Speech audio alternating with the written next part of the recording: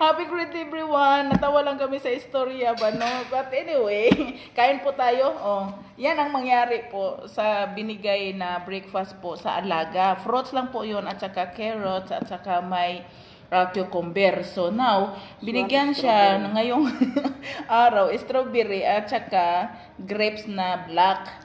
Ang kaso nga lang, hindi inubos. Haram yan na magtapon, di ba? Hindi tayo magtatapon, mga daling. O, ayan, kinain na. Kami kakain. Sinong OFW na nakarelate? Kaya, busog kami lagi. Kain na. Tingnan mo yung katawan namin, no? Nakikita ang resulta, no? Kain. Strawberry. Mahal kaya yan sa Pilipinas ang strawberry, mga inday. Kaya kain na. Kahit Kain. maasim. Ganito ka asim.